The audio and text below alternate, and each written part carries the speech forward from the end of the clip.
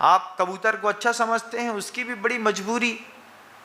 कौवा कबूतर को ऊपर ही ऊपर उठा के खा लेता है।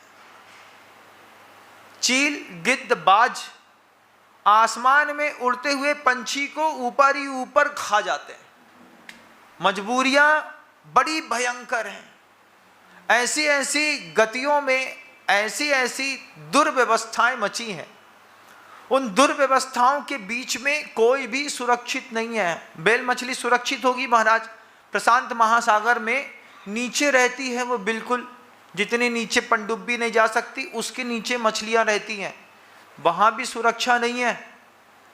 मिट्टी के अंदर से निकलती है अचानक एक बड़ी बेल, 2, 5, 10 हजार मछलियों को एक साथ खा जाती है। हम सोचते थे कि 10 किलोमीटर, 5 किलोमीटर, 11 किलोमीटर गहरा है प्रशांत महासागर, और आप आश्चर्य मानेंगे कि 11 किलोमीटर के बिल्कुल नीचे जमीन जो है वहां पर भी जीव रहते हैं और सुरक्षित नहीं है, वहां पर भी मर रहे हैं।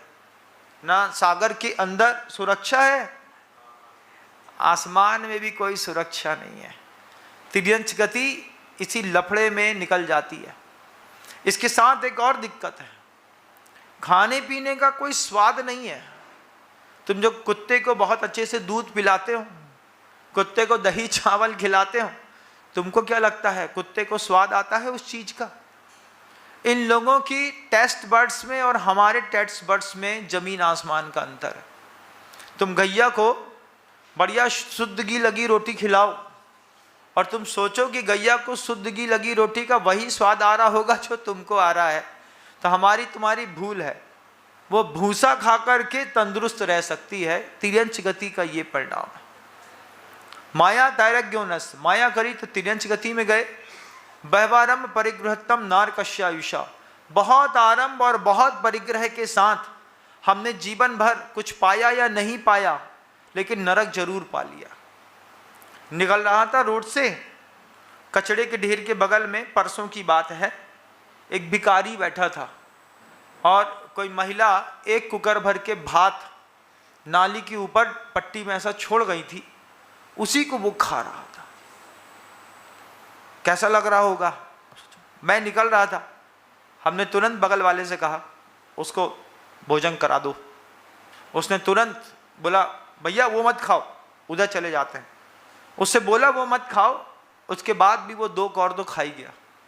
क्या पता ये उठाए यहाँ से, ये भी चला जाए। उसके नाली के ऊपर पड़ा चावल दाल उठा करके खा लिया।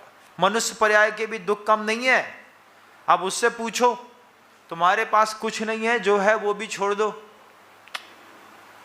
क्योंकि दिमाग में परिग्रह पल रहा है, भले हमारा पुण्य काम करे या ना करे। बहवारंभ परिग्रहतम नारकश्यायुष, एक सूत्र आपके सामने रखा। माया दैरज्ञोनस्य, एक सूत्र आपके सामने रखा। एक कुंद कुंद भगवान की गाथा रखी। अपाण मयाणंतो अन्नपम चाविसो अयाणंतो कह होदि सम्मुदिट्ठी जीवा जीवे अयाणंतो। जो जीव और अजीव दोनों को नहीं जानता वो कैसे सम्यक दृष्टि हो सकता है? और ये उद्बोधन सम्यक दृष्टियों के लिए है।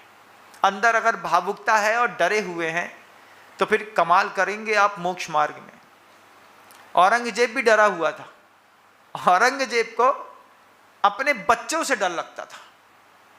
उसने लिखा है कि जो गति मैंने अपने पिता की करी, मुझे डर था कि कहीं मेरे बच्चे भी मेरी वही गति ना कर दें। औरंगजेब ने अपने पिता के साथ क्या किया था? इतिहास कहता है हिसाब बराबर कर दिया था पिताजी का। पहले तो जेल में डाला, फिर जेल में डालने के बाद जब लगा कि बगावत जेल की में राजा को डालने पर हो रही है, वहीं पे हिसाब लगा दिया।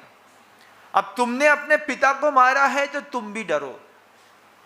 अब तुम्हारे बच्चे भी तुम्हारे साथ कुछ कर सकते हैं। आप तैयार रहिएगा इस बात के लिए, क्योंकि आपका बुढ़ापा आपके पिता के साथ कटने वाला नहीं है। किसके साथ कटने वाला है? बच्चों के साथ बुढ़ापा कटने वाला है। बच्चे आपका व्यवहार अपने पिता के प्रति लगातार देख रहे हैं, और फिर धीरे से घर में नरक की व्यवस्था शुरू हो जाएगी। नरक में क्या है? दुख में बाबा, दुख ही दुख है। सोचो यहाँ 6 घंटा सो रहे हैं, वहाँ नींद ही नहीं आती, सोना चाहता है, पलक भारी है, ऐसा हो रहा है, जैसे ही ऐसा होता है यहीं से पकड़ के खींच देते हैं, ये पूरा उखाड़ देते हैं, ऐसे उखाड़ के ऐसा फेंकते हैं, ऐसे उठा करके जैसे कपड़ा पत्थर में पछाड़ते हैं, ऐसे गरम तप तपाते, माने ऐसा डंडा लोहा का मोटा खड़ा रहता है, हाथ उठा करके ऐसा मारते हैं, वहीं पे चिपक जाता है पूरी पीठ। जैसे मान लो आपके पीठ में कोई अच्छी गरम झरिया रख दे तो एक बार में आप बिल्कुल परेशान हो जाएंगे। ऐसे ही वहाँ पर जलाया, ताड़ा, फाड़ा, पारे के जैसा बिखरा, 5 मिनट नहीं लगा, एक एक बूंद वापस लौटती है, फिर खड़ा हो जाता है। खड़ा होकर के 4 कदम नहीं चला तो फिर फाड़ा।